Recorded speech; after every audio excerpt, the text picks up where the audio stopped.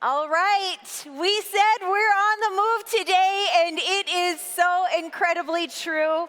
We are excited to welcome to Faith Forward Patricia Asp. Pat has led multi-billion-dollar companies and private equity firms through financial turnarounds and digital transformations across healthcare, education, and consumer services. Her 25-year career at Fortune 500 giant, the ServiceMaster Company, was guided around a transformational leadership principle, which we will hear all about in just a moment. Please help me welcome to the stage, Pat Asp.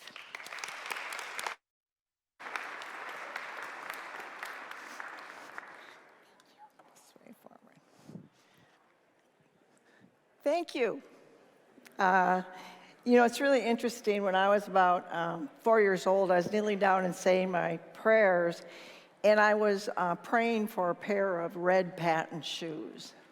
And my mother was listening to my prayers, and she said, Pat, we don't pray for things. We only give prayers of thanksgiving to make sure that you thank God for all the gifts you've been giving. So I had to thank them for my older brother and my older sister, stuff like that. So I would be remiss if I didn't first start with thank you. Thank you to Chris Nellerholm, who introduced me to Sarah and Mark, and hence I'm here today. Also, thank you for introducing me as Patricia Asp, because most people get my name wrong when people introduce me as Pat Asp, because it sounds like fat. So the last time that happened, one of the gals after said, "Oh, no, really," she said, "it's really more like bad." So, so that's better than fat, so okay. So today, I have the privilege of really having my session more about equipping. So that's equipping each one of you in the room about hardwiring your organizations with your values for sustainability. So we're really going to be in action today. This isn't a passive hour, this is an action hour. And so as we get going, I wanted to kind of level set where I come from. And the guiding principles for me have been, it starts with Genesis, that God created us, men and women, in his image and his likeness. Hard stop. No exceptions. Nowhere does it say except. And then we use a variety of labels for those that may be different than us. The second guiding thing was from the way to glory. And I thought C.S. Lewis said it best, and was always a great reminder for me, was that next to the Blessed Sacrament itself, you will never be in the presence of anything more holy than another human being. And it's those human beings that we work with every day, that we hire, that we discipline, that we terminate. But we will always, no matter what we are doing, they are the divine. They are the divine. And so we have to balance that with, for all of us, and for many of us in the room that are leading organizations, companies, departments, and that, with Peter Drucker, who said, if someone is not performing with distinction, it's our responsibility. It's our responsibility to take action, to lead for the common good. And that's the hard part of what we do. It doesn't mean the person is any less talented than when you hired them. It just means it no longer is able to contribute. The person can't contribute to what the company needs.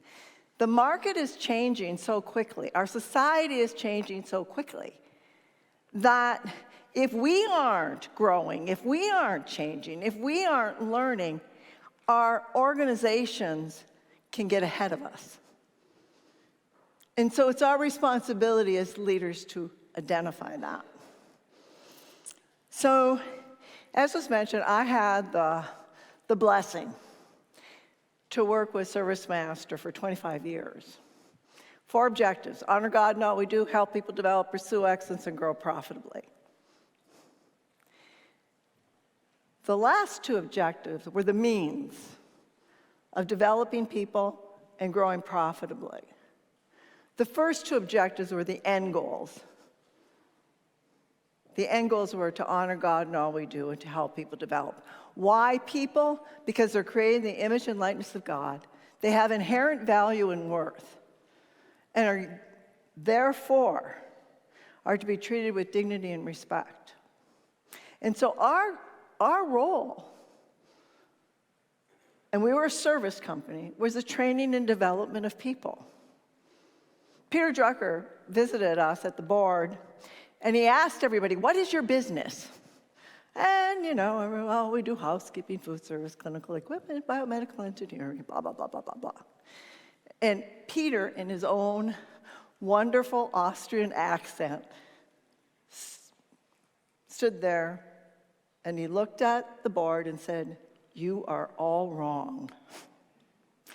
Your business is the training and development of people." And our vision then for our company, why we existed, was really to be an ever-expanding and vital market vehicle for use by God to work in the lives of people as they serve and contribute to others. And so the question we always had to ask ourselves is, what's happening to the person as the result of the work? What is happening to them? And so there was always the need to ensure the person understood the purpose of the work that they were doing. And we did service work. And so every year, we had a service day where we put on a uniform of our service employees, and we went and did the work. And we became invisible. We became invisible. I don't know how many people greet the housekeepers if you're walking through a hospital or school. You thank the person that's cleaning the toilet in your patient room. And those were our people. And their purpose was really so far beyond the task. And so it was mentioned yesterday, like, does everyone understand their purpose and how they're contributing to the organization? But the first objective, to honor God in all we do, was really what was the essence of our leadership. Not just our leadership on how we led, but it was really how we lived. And so when we talk about culture, and that it's really important to understand, well, what is it? Well, it's really just the common beliefs and values that drive the behaviors in our organization. And I want to I'm thinking maybe here, may have gotten ahead of myself a little bit. Nope. The 2 methodologies that I'm going to be using a little bit, and I want to talk first about to honor God in all we do. People said, "Pat, why are you doing what you're doing today?" And during times, cultures are really at the highest risk. Those are the highest risk. When there's rapid growth, mergers and acquisitions, and succession planning. Our first objective was there for 53 years. 5 decades, over 5 decades. And our succession strategy was always shingles on a roof, right? We used to tease, and it was the truth. We went from visionary to operator, visionary to operator, visionary to operator. Why? Because we had to codify what the heck the visionary had in order to make it a business. So, but it was always internal. It's internal. And so the last CEO of ServiceMaster, as I knew it, it only took 4 years for the first objective to disappear. And it no longer exists. So my passion and intensity was to equip as many leaders as I could, as long as God let me be on earth, so that the core values of an organization could be sustained, even if the person at the top didn't recognize the essence and holiness of that keystone objective. So basically what I've done and what we're going to equip you with today is a codified way using the service profit chain. And so you don't have to learn these things, this service profit chain or Six Sigma. But you'll recognize that anybody that's been trained in those areas will recognize the elements of those two methodologies to codify culture. Not only codify it, but measure it and bring alignment into the organization. So, the first is beliefs. We know that. That's really what the driver is of our values. But the values, then, have to be explained. In Six Sigma, you'll always hear about operational definitions. Operational definitions. Values also need operational definitions. Why? Because we don't all have the same definitions of a word, of a value. We have different life experiences. So, when you have an operational definition, it allows for you then for your organization, that value has a definition. So all the people can be aligned as to what the value means. So we'll do a little exercise. Hopefully you all have a pen, pencil, or paper. The first, so I said, write the operational definition of the word integrity. Just write it down. Take a minute. I can't give you more, I'm sorry. I have to be done by 10:33, so. Write your operational definition real quickly. What does integrity mean to you?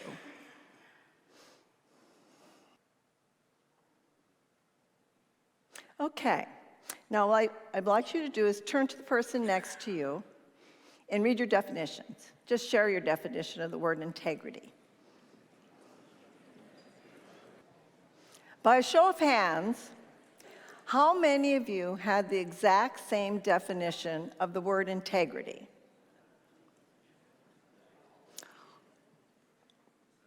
.0000001%. So therefore, think about your own company. Think about your own organization. How many employees, however many you have, are walking around with a different definition of your values? And so frequently, I'd hear, it's all there. here are our values. People don't get it. And in some cases, people, there's a great Henry Ford quote, like, why do I get a whole person when all I want is a set of hands, kind of thing. That's how sometimes people go like, why? So if we don't have an operational definition, now, if that you think, oh, gee, that's really hard to get a Six Sigma operational definition, here's a hack. How many of you use artificial intelligence? Like a ChatGPT, Perplexity, whatever. Ask it to give you a Six Sigma operational definition and give them the word of your values. It's a good starting point. So if you don't have that, where do I start? Start there, and then you can edit, right? And have it be your own. The second thing is values drive behaviors. And many times we think, well, gee, and then we give a label. Well, they're from here, or they're Christian, or they're this, or they're that. And that really is not a behavior that goes with that label. Okay? So if you do not identify the behaviors you expect to see evident when that value is being practiced, you can't have people that are going to be in alignment. And so we have to get really specific. Why? Because behaviors can be measured. Frequently you hear, oh, you can't measure culture.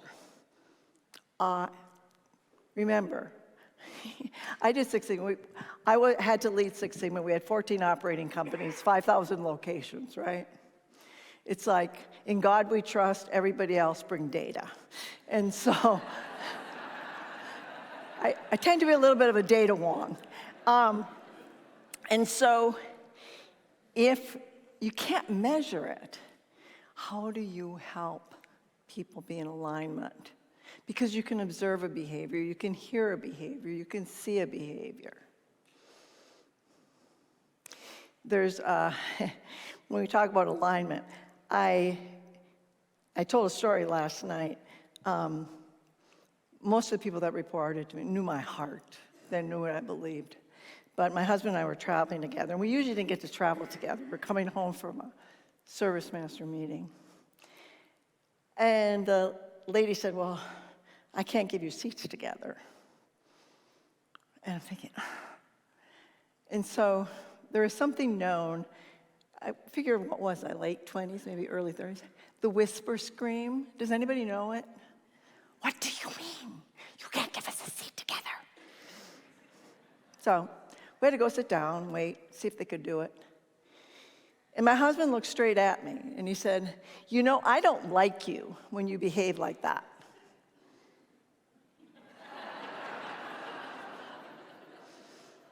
Don't worry, we've been married 52 years. And I said, of course I went into denial. Like what? And he said like that, you would never want anyone to treat one of your employees that way.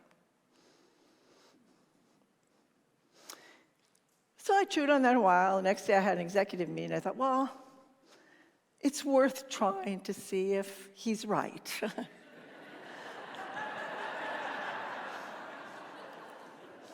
So I asked my team, and no one disagreed with them. They loved my intensity as long as it was pointed towards a goal. But they said that intensity on a person blows them away. Hard to believe that I was an intense person. So I made a commitment that day, which is now, 30 some odd, close to 40 years ago. And I never broke it. If someone did not meet my expectations, instead of reacting to it and wigging out over the fact that they didn't meet a standard, I would teach the gap. I went from a wigging out leader to a teacher. All the time. So if you talk to someone that worked with me when I was in my 20s and 30s, you would get the whisper screen person. But when you talk to someone later on, you get the teacher. So that behavior is the demonstration of the values. And there's a lot of examples that we can draw from as well of behaviors, and there's a lot of resources. Just ask Perplexity, just check. There's a lot of resources about the behaviors. But that is the hard work of leadership, to really boil it down. To really boil it down. So here's the exercise. What behaviors represent integrity? So take a minute, write it down. What behaviors do you expect to see evident when integrity is being practiced in your organization?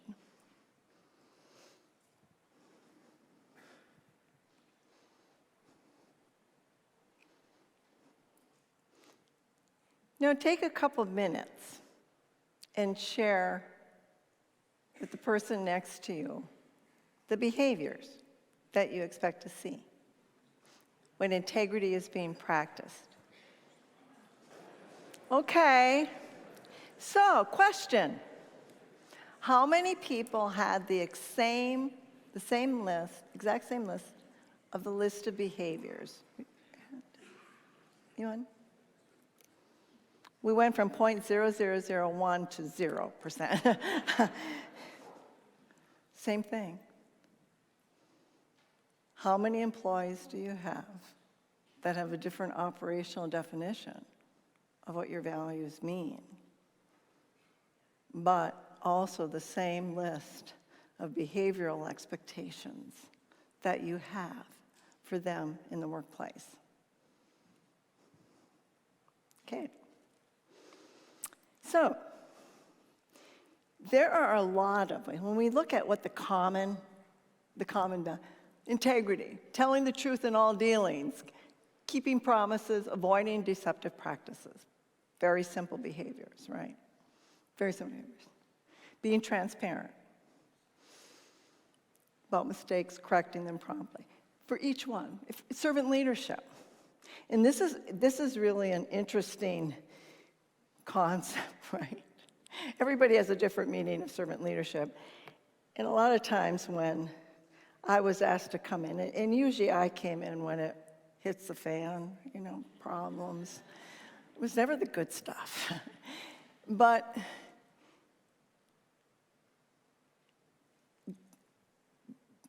just because as servant leaders we're big of heart does not mean we're small of mind and slow of hand. And sometimes we get confused with that, And so it's really probably one of the most difficult parts of leadership, right? Is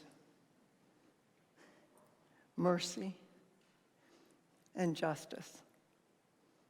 Mercy and justice. Mercy and justice. And it's difficult.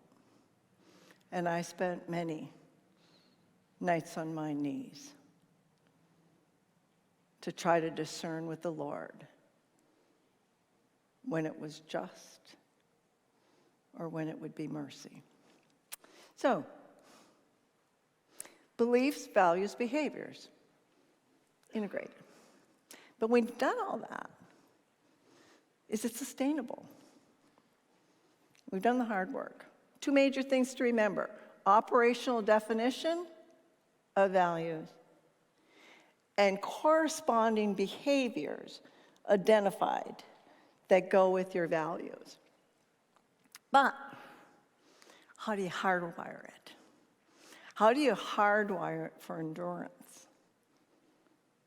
into your organization, into the organization? by integrating it into your business model. You integrate it into your operational model. And that's the hardwiring part. Because otherwise, they end up being just words. They're not changed into a process and a system, okay? So, human resources, right? Think about your employee timeline. How do you advertise for people? What's your method of advertising and recruiting? What questions do you ask? As a CEO, I told her, I said, I get one question before papers are signed, only one. How do you tell right from wrong? How do you tell right from wrong? It's the only question I had. I only led distributed models which were either global or throughout the United States, and so I was never with people to supervise them. I had to hire the beliefs because I couldn't train on, right? So how do you make decisions? You know, what do you report on? So all the way through, from recruiting, interviewing, how do you do orientation? How do you do performance reviews? What are your promotional criteria? What are your compensation schemes? It's amazing. Usually people forget about compensation. And I was in a meeting and we were doing planning, and I was probably the youngest one there, but I was also the only woman, right? And I was kind of thinking, like, why are we even discussing that? I mean, we're going to do it for the benefit of all, right? We had 14 operating companies. And one of the guys looked straight at me and said, Pat, this is not for the glory of the flag. Put it on their W-2s, and their hearts and minds will follow. So if your compensation schemes go against what your values are and the behaviors that you expect, change your compensation. The way that you compensate, you need to make sure it's integrated. That you're not actually rewarding behaviors that are in conflict with your values.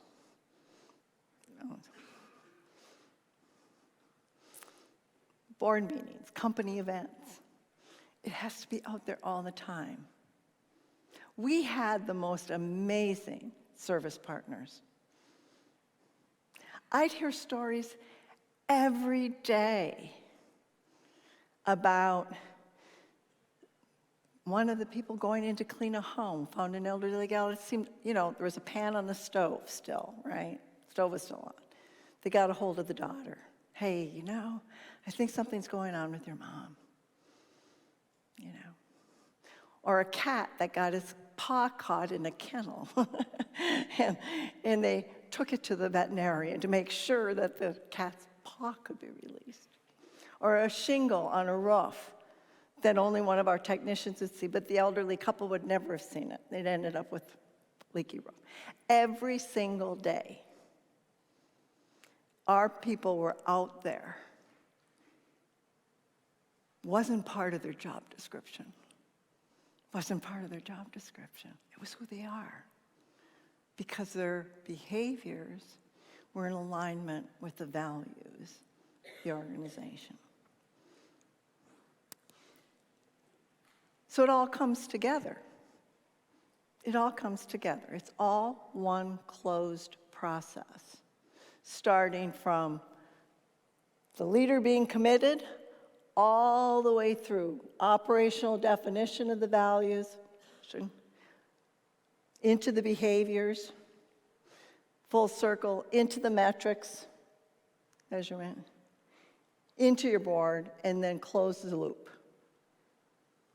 Because If you find that they're not in alignment, this is a living, breathing organization, right? It's the lifeblood of the organization.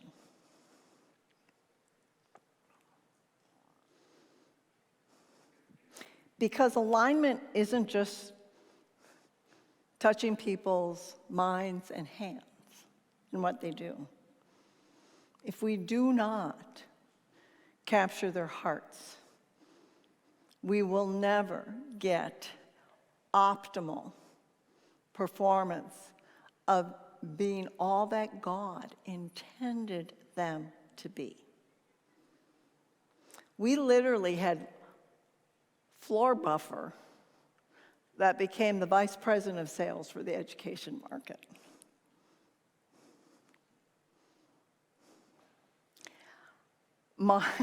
My background, here in Minnesota, I did my internship at Mayo Clinic. And so I started out over in the clinical world and moved into management and leadership. And then did grad work and that afterwards. Because after spending all those years in education and going to the most world-renowned place for my internship, the Good Sisters of St. Mary's Hospital that were in alignment, Rochester Methodist and St. Mary's with Mayo Clinic at the time, said, you know what? You will never be happy as a clinician. And I'm going, I've just spent all these years, And they said, no, because you find yourself repeating the clinical work, the protocols every day. You really need, don't take a pure clinical job when you leave here. Go into management. Because that's what God has called you to do. We can see your God-given talents there. Billy Graham said, this was in the late 90s. He said, I believe, right, that the next great revival where God will move is in the workplace. That was a long time ago he said that. But this is what I believe. I believe that we, leaders of faith, we can change the world. We can bring unity to the world.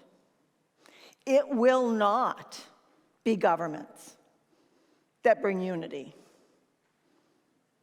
We each have within us and within our responsibility to change the world for unity. Why? Because the great uniter above all the world religions is the golden rule. And that will unite, because when we do it in our companies, in global companies now across the world, with employee faith resource groups, learning to love and respect, those employees go into their homes, right, and their families. Those families are in communities. Those communities are in regions. Those regions make up nations. And together, if you ever doubt if you're making a difference, ever doubt, don't doubt. Because our God is a big God. And he will, through you, bring unity to the world. Thank you.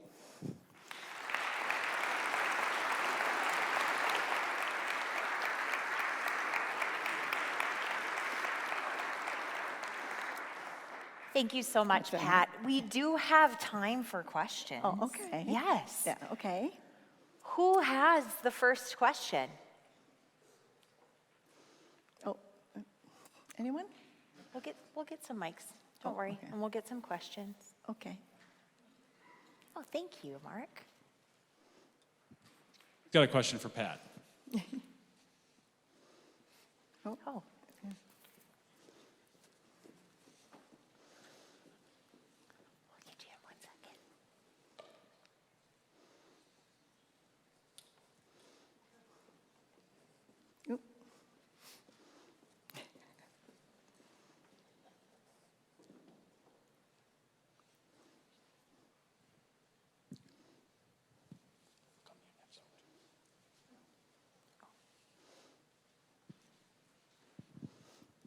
Good morning, Good Pat. morning. Being Service Master was a publicly traded company. Quarterly earnings is a big deal for you guys.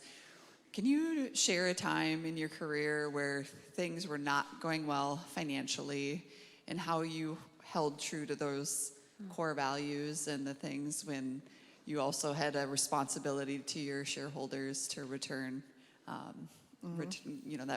price per share? Well, yes. We had to hit the quarters and we had to hit year end, right?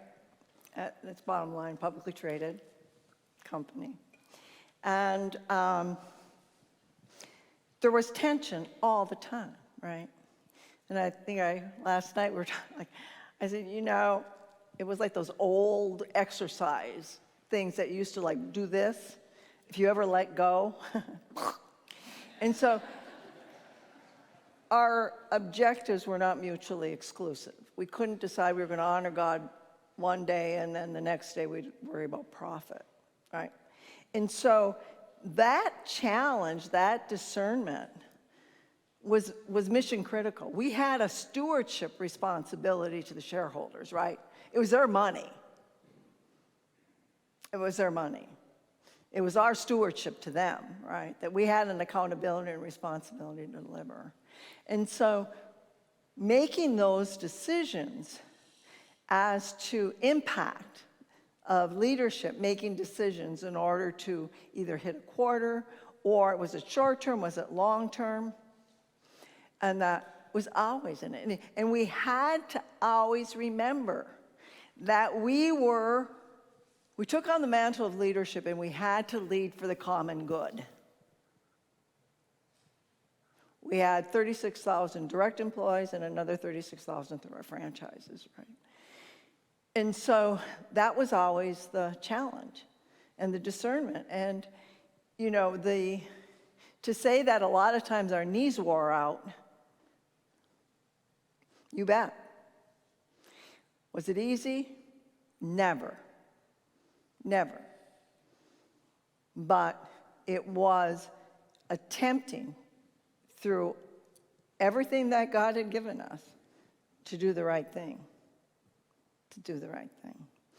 And that was mission critical. But you will always run in. Even when I did company turnarounds, right? I came in because companies were underwater, right? I was always told when I walked in the door, that was a list of people for me to fire. I said, fine, I'll go home. I'll go home. I never fired the executive team. I felt there was an accountability and responsibility to the CEO. We'd figure it out. And it was interesting. The boards always thought it was brilliant.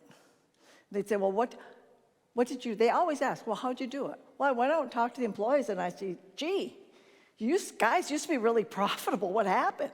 And they'd tell me what happened. So I go to the worst divisions, I go to the best divisions. The worst divisions would tell me I went to the best divisions, I said, gee, guys over here are sucking pond water. How are you guys doing? How come you're doing so good? They said, we never implemented what they sent down from corporate. That is a true story. So when the board asked, gee, Pat, what'd you do? You ended up cash flow positive. It was 10 weeks. I said, when I asked people what we did, I did what they said, and we're making money again. And so that challenge is always there, always. When I implemented Six Sigma, I got recruited by back, and they said, well, new CEO, and they knew they sold a big part of the business. They weren't sure if I was going to be sold, if I was going to stay. And they wanted me to, the new guy wanted me to implement Six Sigma. So I thought I was going to come down and negotiate money. And he said, well, why? What do you want? So I'm thinking, he had a pencil ready, write down the number, right? I said, I get to do it my way. He goes, well, what do you mean? Exactly what I said. First year, $20 million. Second year, $60 million, 6 cents a share. We did not lay a single person off. That was my way. That's a challenge. Because I knew he was new, and what's the first thing people do? They go to the lowest part of the organization, and I'm kind of going, all we would need to do is trade 5 executives for 100 people, right? No way. No way will that happen. So there will always be that tension.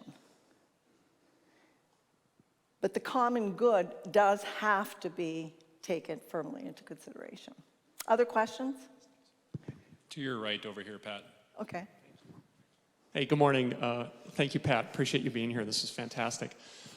You had a fantastic story, I thought, talking about when an employee doesn't meet a standard. And the phrase that you used was you switched from, maybe being the whisper yell to teaching the gap. Mm-hmm. Could you maybe describe your approach to teach the gap? What exactly does that mean to you specifically? Okay. Well, we did a lot of healthcare education, B&I, and I would go around and visit our hospitals and that.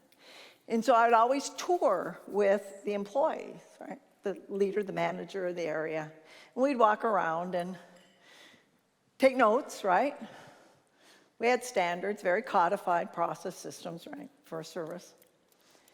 And we come back, and I said, well, let's compare notes. I said, what did you see? And I'd say 99% of the time, they had about 90% of the issues that they needed to fix, right? The 10% they didn't catch, we would go back through. 10%. And I'd show. I said, okay. I said, do you know how to fix these things? Yeah. How long do you think it'll take? Most of it was done by the time I left, but I said, okay, write up the plan. I was several layers removed. Give it to your immediate supervisor so that you can keep your commitment and accountabilities. With my executive team, it was more like we had what was called teaching moments. and it was just one of the things. It became part of our culture. It became part of our team. I was teaching every single minute. If I was on calls and I was in meetings and I saw something that could raise that person up a level, give me a call after the meeting. Because my role was to ensure, and we were growing so rapidly, to make sure that they would be elevated above me. And I always hired executives that I'd be willing to work for. And I'd be willing to work for. So I was always doing, like, when we hear ourselves saying, gee, I wish they would have, or they could have done this just a little bit better. Talk to your people. Give them the benefit of your wisdom. I'll never forget the chairman of the board. One time he said, you know, Pat, for being such a small person, you take up a lot of room. Exactly what do you mean by that, And he said, you're expansive. You're expansive. He said, so when you walk in the room, everybody knows, just, even if you don't say anything. I said, well, that's great. So I thought, how do I make myself smaller? So I developed my own little personal strategy of making myself smaller. Okay, so what does that look like when I'm in a meeting? Before, I'm one of those people that go over the table. I sat back in my chair. And because I was short, I always raised up the chair, those little levers on the side. I made myself a little bit lower. I had a mouth drawn on my pad of paper where I took notes. The mouth was closed. to remind myself to be quiet and listen. And then when I did speak, I have a naturally loud voice. I spoke softer and I spoke slower. And I became smaller. But if you never would have said it, I wouldn't have known. Any other questions? Oh. When you have been through times in your career that you have felt stuck or uncertain about the path forward, what are some strategies you've used to get yourself unstuck so that you could lead well?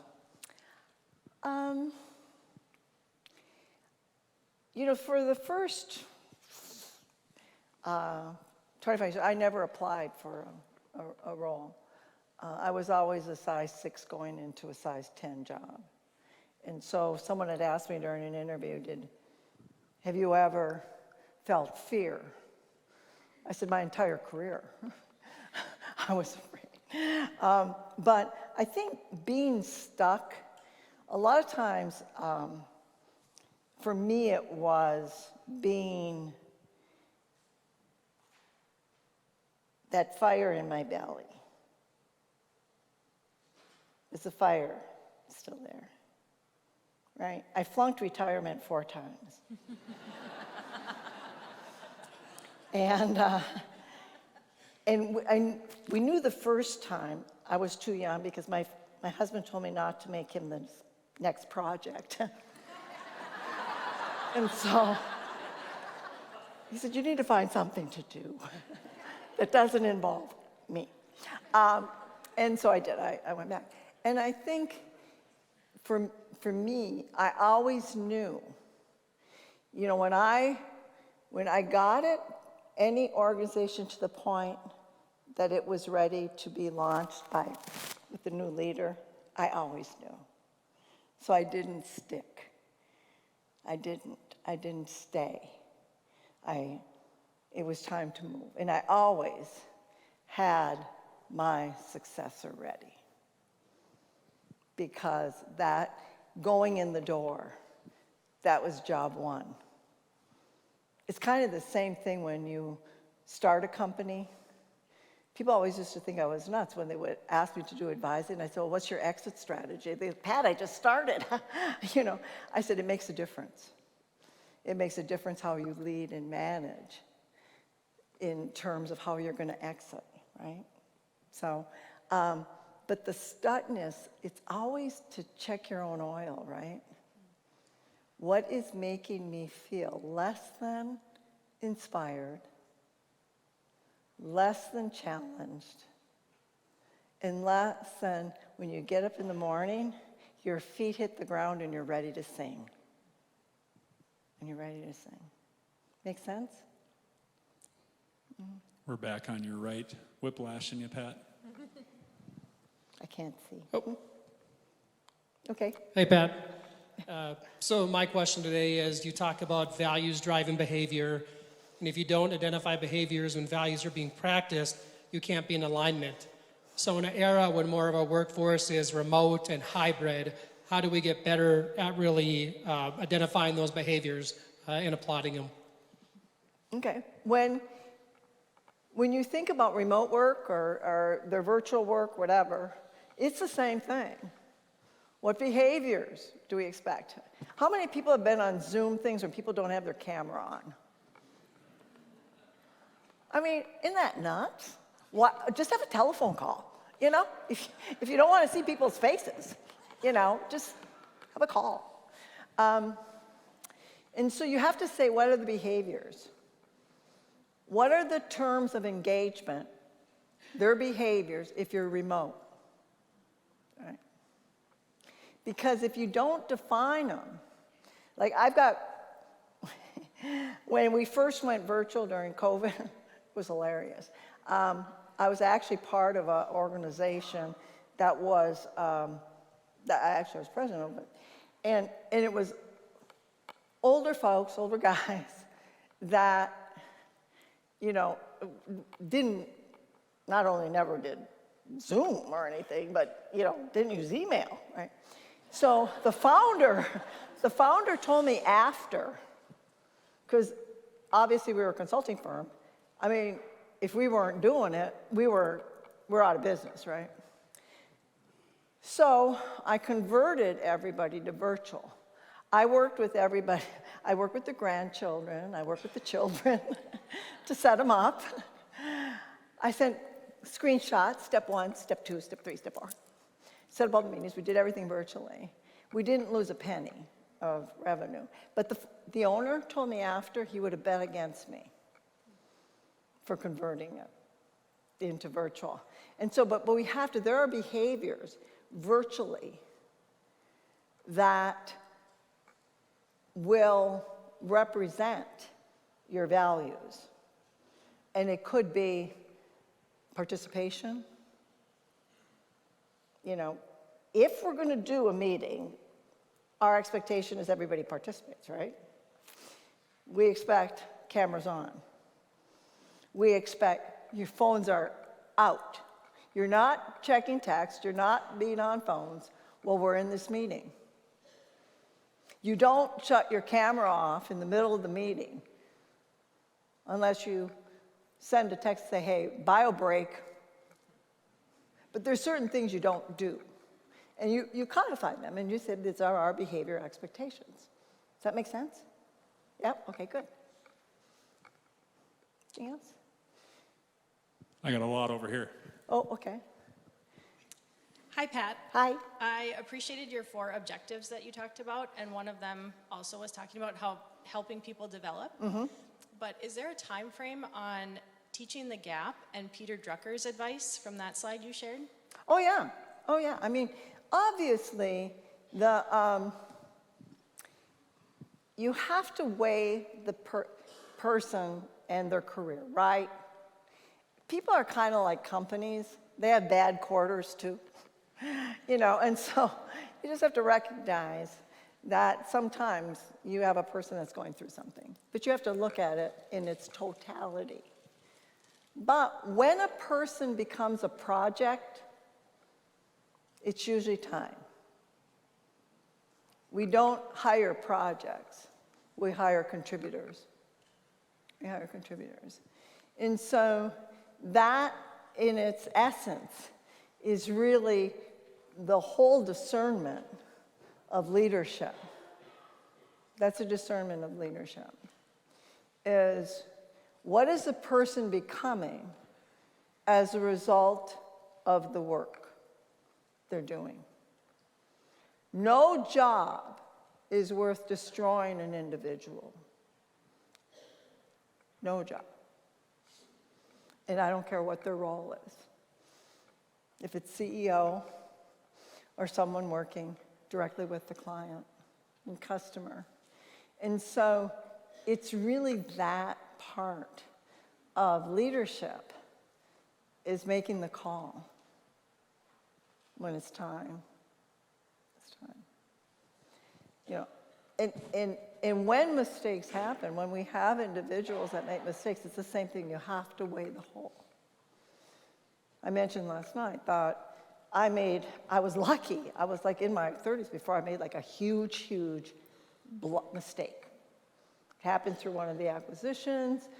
Everybody said I had to do it. We had to take this big contract on. I fought the good fight of not doing it, lost. And so everybody approved. It had to go to the board. Everybody approved this thing. I'm going, okay, here we go. The minute we started losing money. We were hemorrhaging. So we ended up having to unwind the do the whole thing. And I remember going in my boss and saying, who was actually the chairman of the board at the time, and I said, why don't you just fire me? And that was my ego speaking. I was so embarrassed. I mean, I was mortified. Every meeting, I mean, this was a substantial mistake, impacting earnings. Impacting earnings. Well, you can't make any bigger mistake in a publicly traded company than having anything that impacts earnings for the quarter, right? And So the chairman said, hold that thought, let me call the chairman emeritus and have him come down and join us. They called him and he said, hey Wes, I've got Patricia in my office, bring your wallet.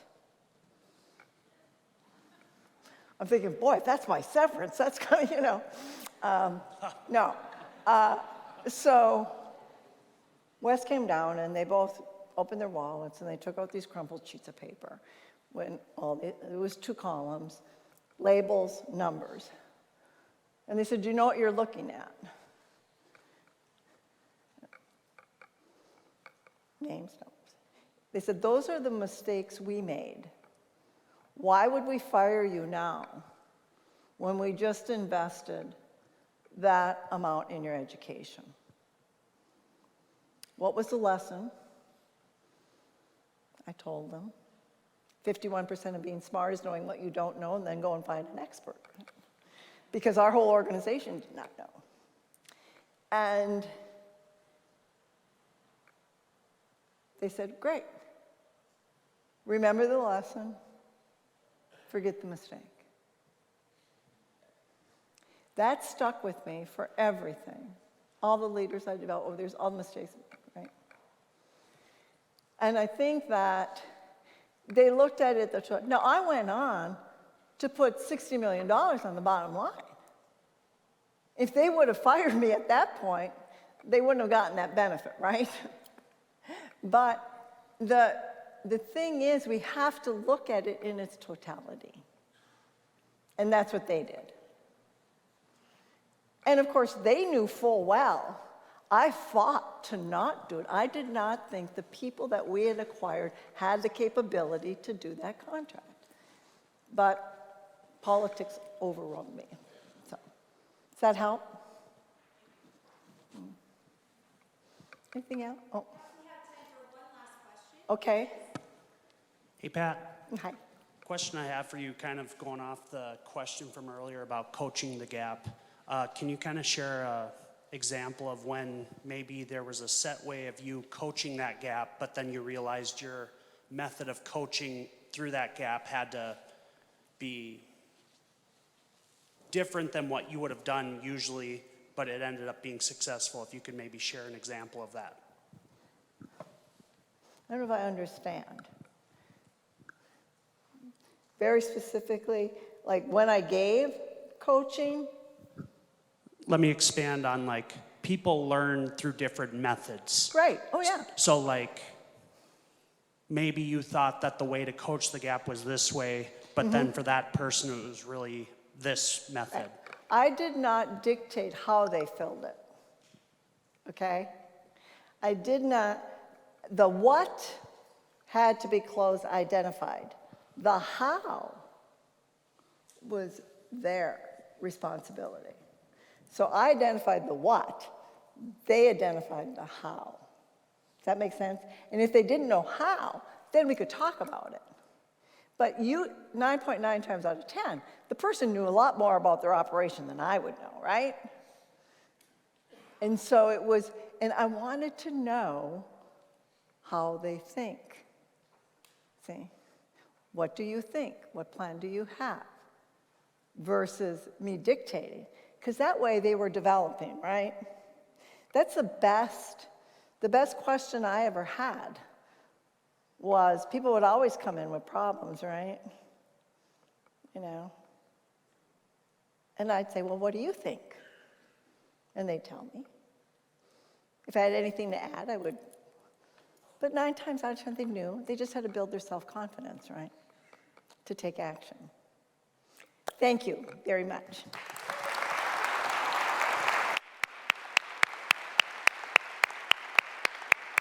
Thank you.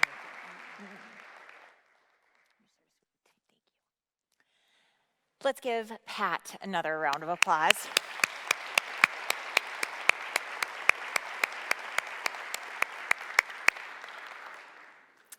One of my mentors shared with me the pinhole theory. And I think what is really beautiful about values and about defined behaviors is that it helps us expand beyond the pinhole. The pinhole means we're looking through this moment in time. And this is all we can see. And so sometimes in those moments, things seem so much bigger than they actually are. And when we have those defined values, when we have those defined behaviors, we can see beyond the moment so that we can understand what is coming next. Sometimes we can understand what that next right move is. We can ask the right questions to be able to develop other leaders. After our break, we're going to hear from other incredibly wise leaders. We'll have our legendary leaders panel. First, though, we will take a 15-minute break, and we'll be right back here at 10:45.